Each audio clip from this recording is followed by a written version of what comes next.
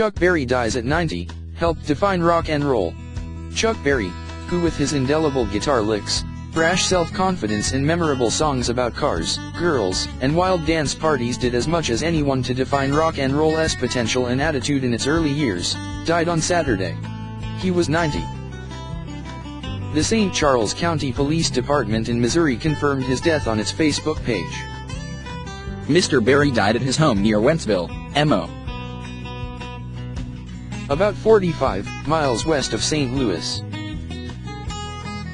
The department said it responded to a medical emergency and he was declared dead after life-saving measures were unsuccessful. While Elvis Presley was rock's first pop star and teenage heartthrob, Mr. Berry was its master theorist and conceptual genius, the songwriter who understood what the kids wanted before they knew themselves. With songs like Johnny B.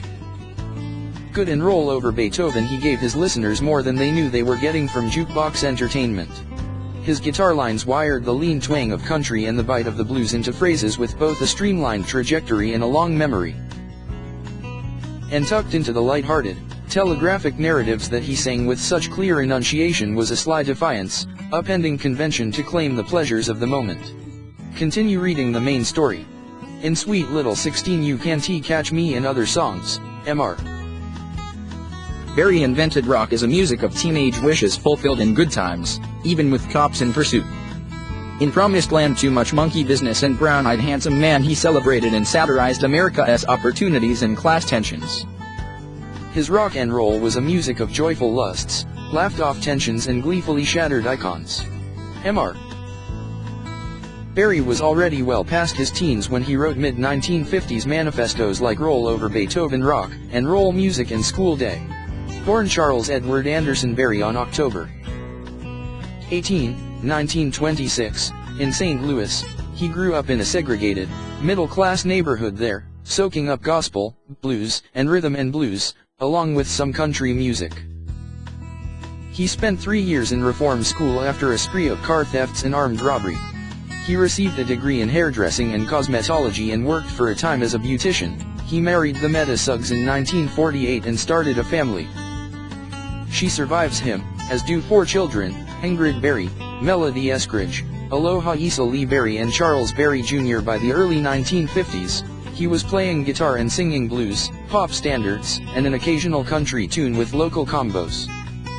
Shortly after joining Sir John S. Trio, led by the pianist Johnny Johnson, he reshaped the group's music and took it over. From the Texas guitarist T-Bone Walker, Mr. Berry picked up a technique of bending 2 strings at once that he would rough up and turn into a rock and roll talisman, the Chuck Berry lick, which would in turn be emulated by the Rolling Stones and countless others. He also recognized the popularity of country music and added some hillbilly twang to his guitar lines. Mr. Berry's hybrid music, along with his charisma and showmanship, drew white as well as black listeners to the Cosmopolitan Club in St. Louis. In 1955, Mr. Berry ventured to Chicago and asked one of his idols, the bluesman Muddy Waters, about making records. Waters directed him to the label he recorded for, Chess Records, where one of the owners, Leonard Chess, heard potential in Mr. Berry's song Ida Red. A variant of an old country song by the same name, Ida Red had a 2/4 backbeat with a hillbilly oompa, while Mr. Berry's lyrics sketched a car chase, the narrator motivated after an elusive girl. Mr. Chess renamed the song Maybelline, and in a long session on May 21, 1955, Mr. Chess and the bassist Willie Dixon got the band to punch up the rhythm. The big beat, cars, and young love. Mr. Chess outlined. It was a trend, and we jumped on it. The music was bright and clear, a hard-swinging amalgam of country and blues. More than 60 years later, it still sounds reckless and audacious. Mr. Berry articulated every word, with precise diction and no noticeable accent, leading some listeners and concert promoters, used to a different kind of rhythm and blues singer, to initially think that he was white. Teenagers didn't care, they heard a rocker who was ready to take on the world. The song was sent to the disc jockey Alan Freed. Mr. Freed and another man, Russ Fratto, were added to the credits as songwriters and got a share of the publishing royalties. Played regularly on Mr. Fried's show and others, Maybelline reached No. 5 on the Billboard Pop chart and was a #1 R&B hit. In Mr. Berry's groundbreaking early songs, his guitar twangs his famous 2-stringed lick.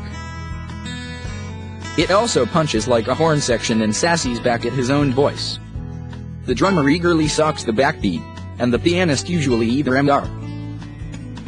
Johnson or Lafayette Lee hurls fistfuls of tinkling anarchy all around him. From 1955 to 1958, Mr. Berry knocked out classic after classic. Although he was in his late 20s and early 30s, he came up with high school chronicles and plugs for the newfangled music called rock and roll. Johnny B.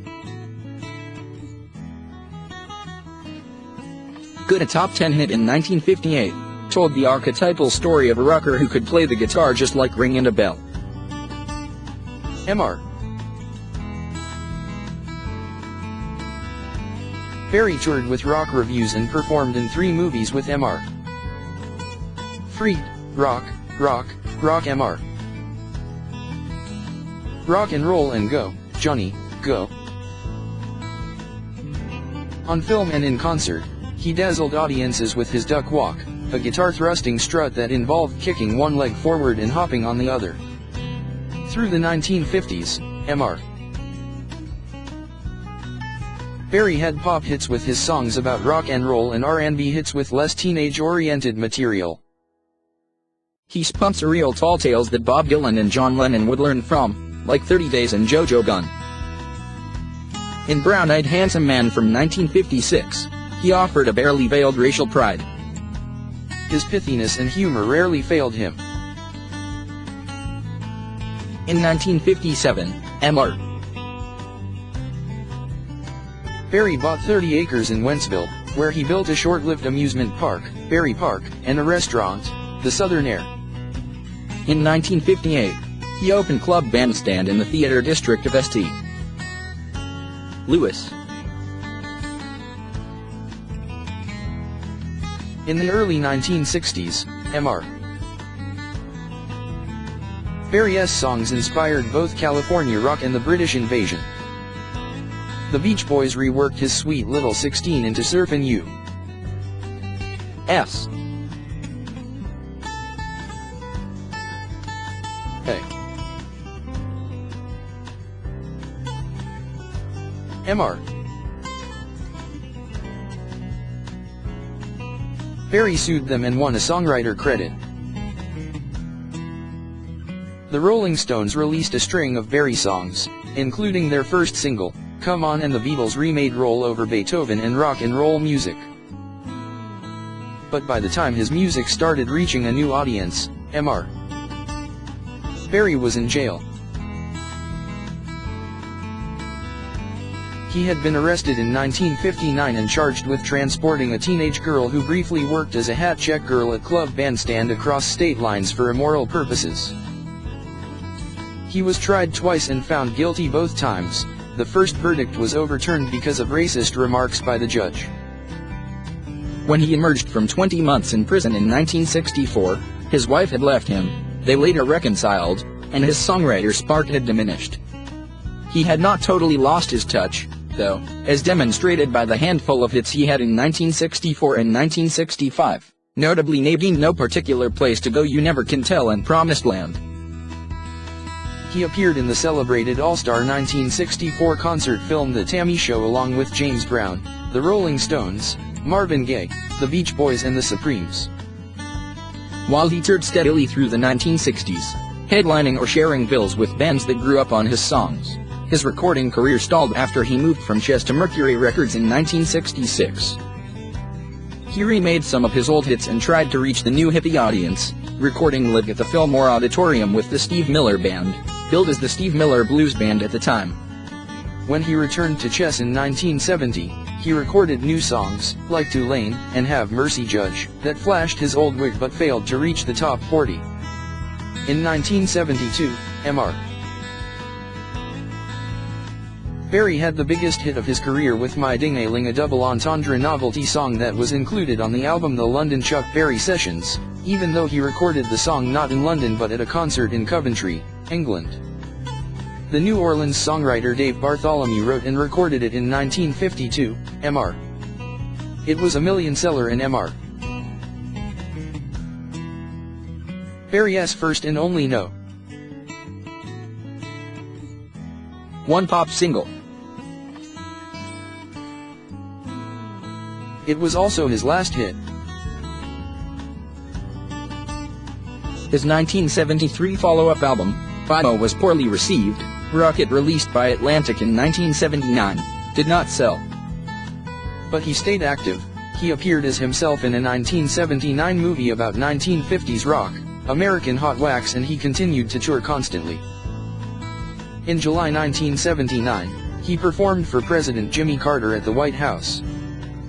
3 days later, he was sentenced to 120 days in federal prison and 4 years probation for income tax evasion. He had further legal troubles in 1990 when the police raided his home and found 62 grams of marijuana and videotapes from a camera in the women's room of his restaurant. In a plea bargain, he agreed to a misdemeanor count of marijuana possession, with a suspended jail sentence and 2 years probation. By the 1980s, Mr. Barry was recognized as a rock pioneer. He never won a Grammy Award in his prime, but the Recording Academy gave him a Lifetime Achievement Award in 1984. He was in the first group of musicians inducted into the Rock and Roll Hall of Fame in 1986. Around his 60th birthday that year, he allowed the director Taylor Hackford to film him at his home in Wentzville for the documentary Hail! Hail! Rock and Roll, which also included performances by Mr. Barry with a band led by Keith Richards of the Rolling Stones and special guests. Chuck Berry. The autobiography was published in 1988. Mr. Barry continued performing well into his 80s. He usually played with local pickup bands, as he had done for most of his career, but sometimes he played with fellow rock stars. When the Rock and Roll Hall of Fame and Museum opened in Cleveland in 1995, Mr. Barry performed at an inaugural concert, backed by Bruce Springsteen and the E Street Band. In 2012, he headlined a Cleveland concert in his honor with a genre-spanning bill that included Daryl McDaniels of Run D. M. C. and Merle Haggard. Although he told reporters before the show, "My singing days have passed," he performed Johnny B.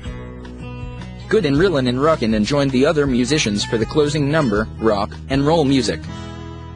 From 1996 to 2014, Mr.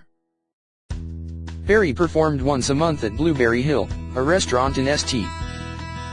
Louis where he appeared regularly until October 24.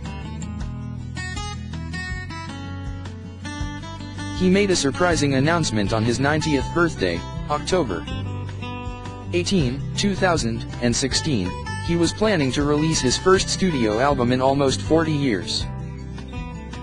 The album, called simply Chalk and scheduled for release in June, was to consist primarily of new compositions. Barry's music has remained on tour extraterrestrially. Johnny B. Good is on Golden Records within the Voyager 1 and 2 spacecraft, launched in 1977 and awaiting discovery.